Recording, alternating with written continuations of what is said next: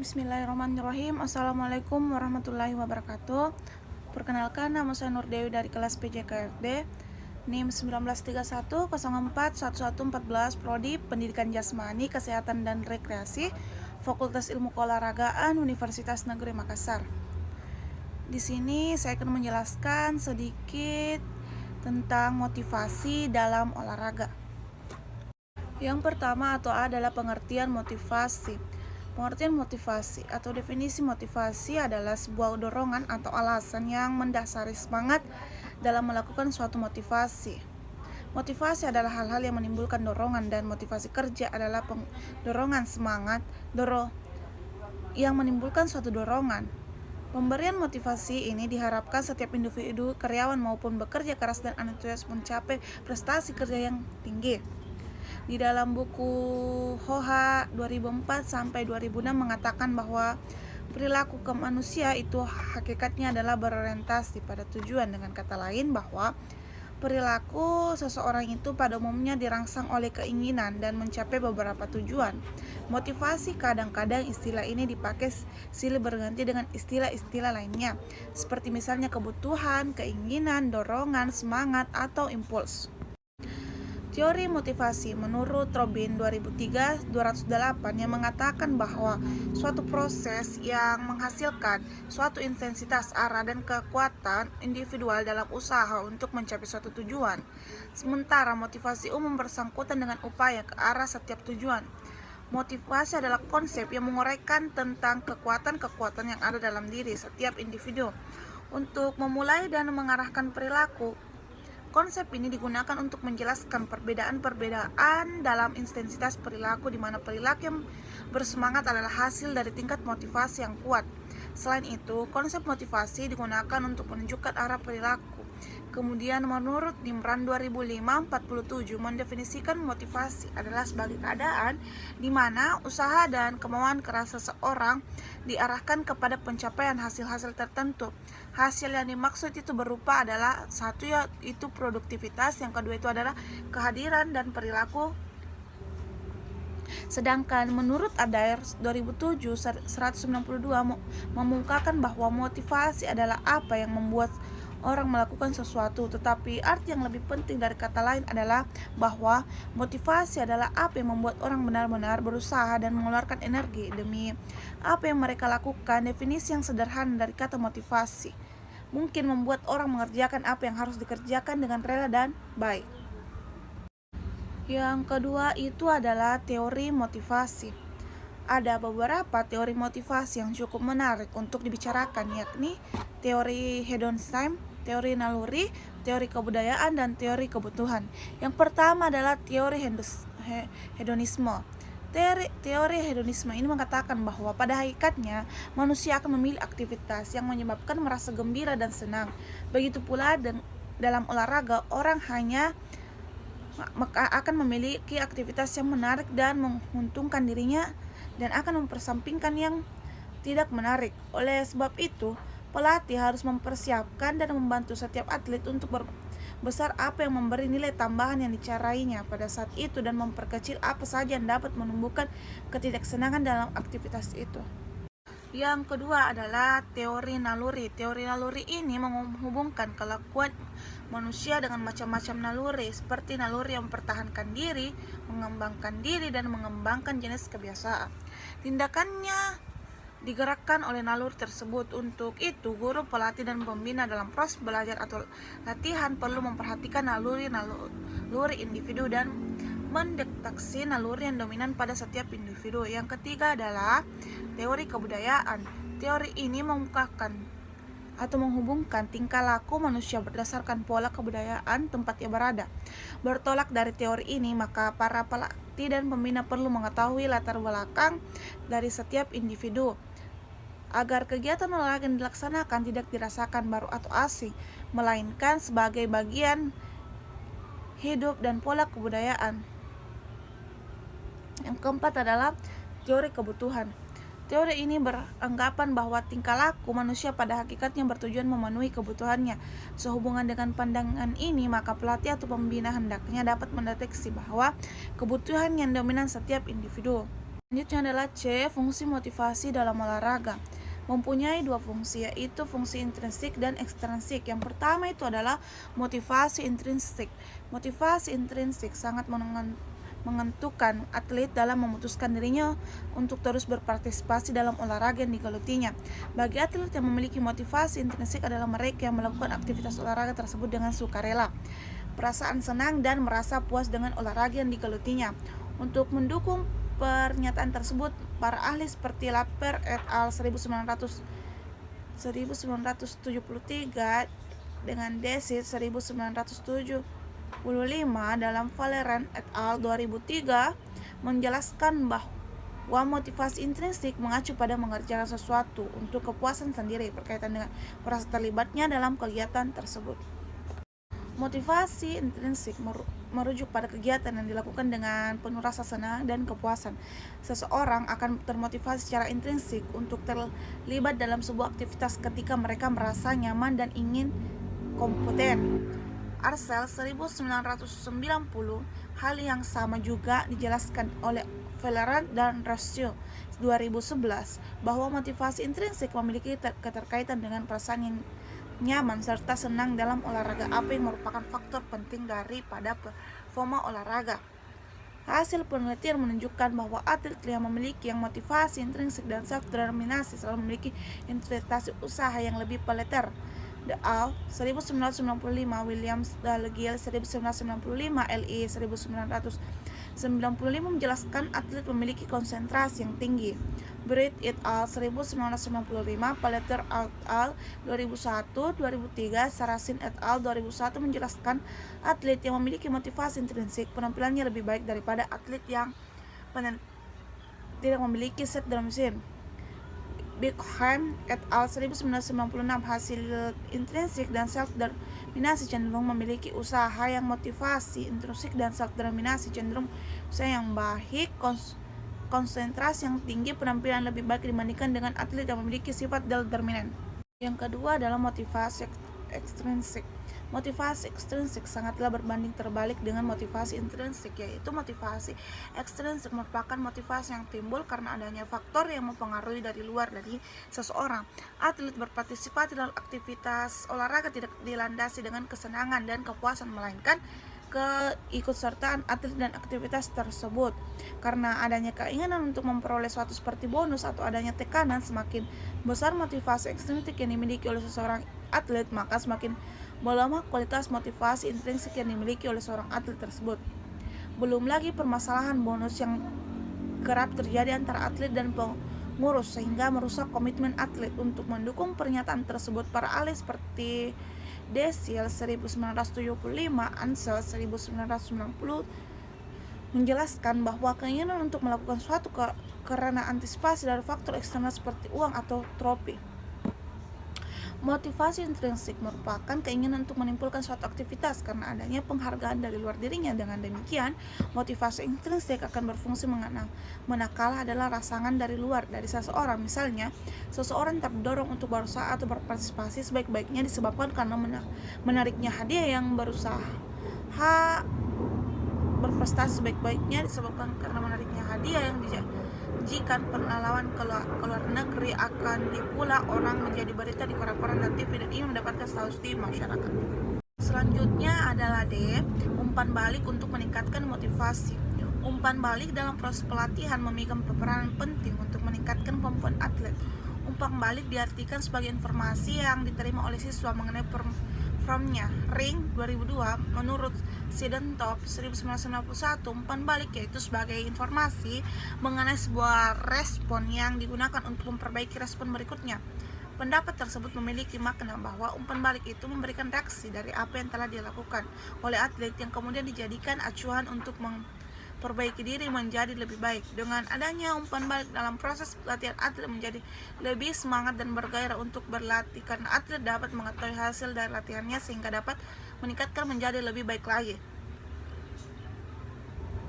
Terkait dengan masalah tersebut, Agung 2010 menjelaskan bahwa melalui prinsip balikan diupayakan dan dipastikan atlet akan sungguh-sungguh menerima materi yang menyampaikan dan memperoleh hasil yang baik. Perolehan hasil itu akan mendorong atlet untuk lebih giat berlatih dan berprestasi lebih baik lagi, karena hasil tersebut terbaik dan diperoleh atlet menjadi operator conditioning.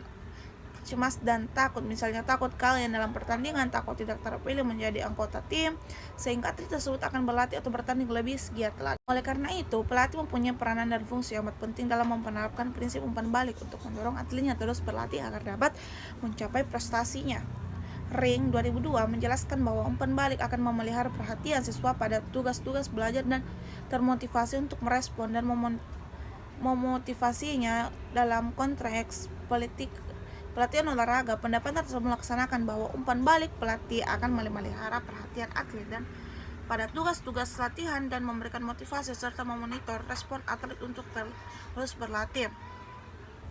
Terkait dengan masalah tersebut, Agung 2010 menjelaskan bahwa selalu melalui prinsip balik dan upaya dipastikan atlet akan sungguh-sungguh menerima materi yang disampaikan dan memperoleh hasil yang baik.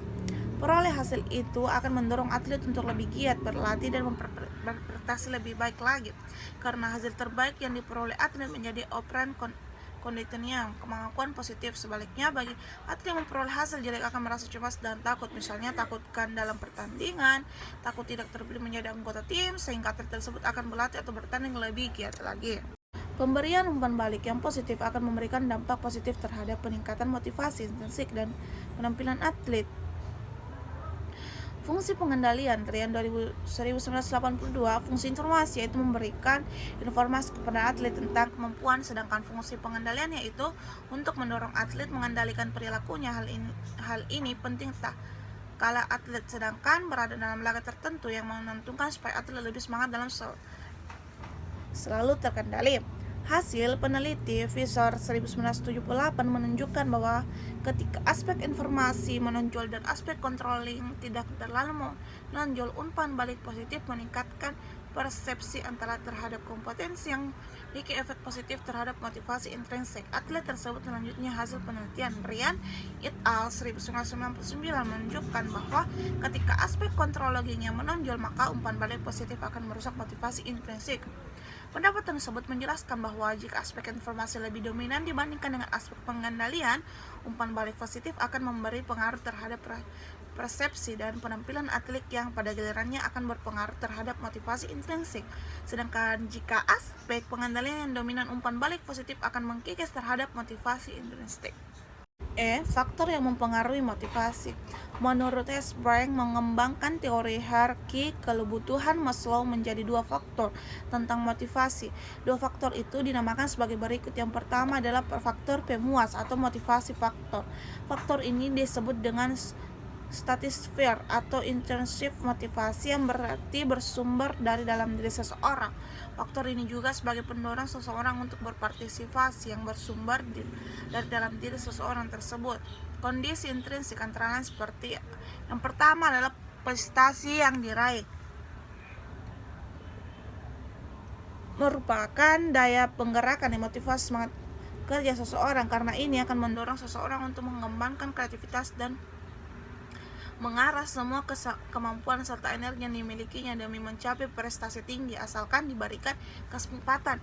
Yang kedua adalah tanggung jawab, merupakan daya penggerak yang memotivasi sehingga berkarya hati-hati untuk bisa menghasilkan produk dengan kualitas istimewa. Yang ketiga itu adalah kepuasan kerja itu sendiri atau the work itself, merupakan teori yang disebut teori tingkat persamaan kepuasan, the studies that hardy of station mengemukakan bahwa kepribadian merupakan salah satu faktor penentu stabilitas kepuasan kerja. Yang kedua adalah faktor pemeliharaan atau maintenance factor.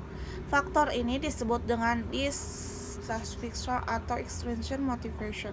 Faktor ini juga disebut dengan hidden factor, merupakan faktor-faktor yang sifatnya ekstrinsik, yang berarti bersumber dari luar diri seseorang. Misalnya dari organisasi, tetapi turut menentukan perilaku seseorang dalam kehidupan kekaryaannya. Faktor yang berkaitan dengan memenuhi kebutuhan untuk memelihara keberadaan karyawan sebagai manusia, pemeliharaan keterentaman dan kesehatan, dan juga faktor ini disebut dissatisfied, sumber ketidakpuasan yang dikualifikasikan ke dalam faktor intrinsik yang meliputi sebagai berikut. Yang pertama adalah keamanan dan keselamatan. Keamanan dan keselamatan kerja adalah sebuah perlindungan yang diberikan organisasi terhadap jaminan keamanan akan keselamatan dirinya dalam bekerja.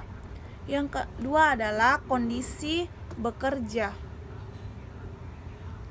Kondisi bekerja adalah suatu keadaan di mana karyawan mengharapkan kondisi kerja yang kondisif sehingga dapat bekerja dengan baik. Yang ketiga adalah hubungan interpersonal di antara teman sejawat dengan atasan dan dengan bawahan. Bagian ini merupakan kebutuhan untuk dihargai dan menghargai dalam organisasi sehingga tercipta kondisi kerja yang harmonis. F. Strategi meningkatkan motivasi. Strategi yang dapat digunakan pelatih untuk meningkatkan motivasi atlet. Brewer 2009 menjelaskan sebagai berikut. Yang pertama itu adalah tetapkan tujuan. Goal setting merupakan prosedur untuk menetapkan tujuan, baik tujuan jangka pendek, menengah, sampai pada tujuan jangka panjang. Goal setting bertujuan untuk memotivasi atlet supaya lebih produktif dalam menampilkan performa. Yang kedua adalah memberikan penguatan atau umpan balik. Menurut teori operant conditioning, perilaku bisa dipengaruhi dan dikendalikan dengan serangkaian manipulasi. Kapan pengetahuan dan umpan balik itu diberikan oleh pelatih. Tak kala atlet melakukan perilaku positif maupun negatif, pengetahuan atau umpan balik bisa bersifat umum apabila merujuk pada gerakan umum.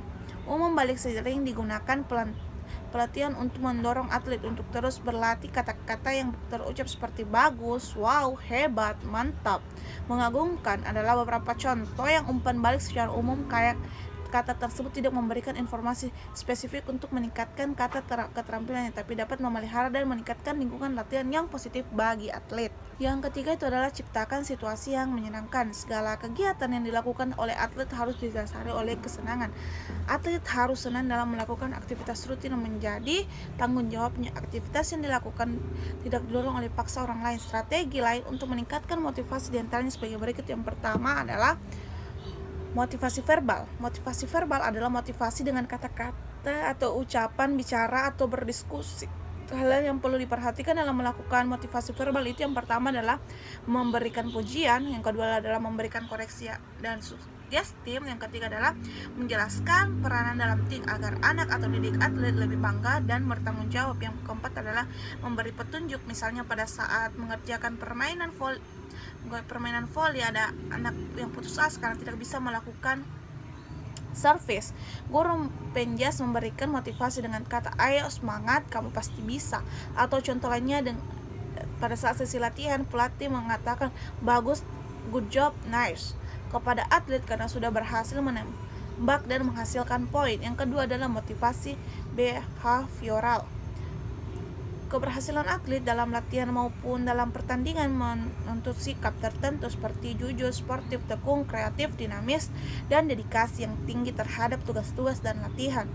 Agar dapat diwujudkan menjadi tingkah laku atlet, maka pelatih harus memperagakan sikap-sikap tersebut dalam tingkah laku sehari-hari. Yang ketiga adalah motivasi intensif atau bonus dan ganjaran.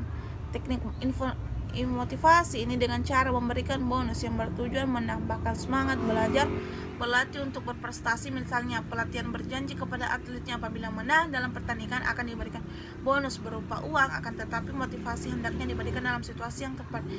Jangan berlebihan karena akan menjadi kurang baik dan berdampak negatif sehingga bersikap kurang ajar. Yang keempat adalah motivasi visualisasi. Teknik motivasi ini bertujuan untuk mempercepat proses belajar atau latihan dengan membangkitkan semangat anak didik atlet.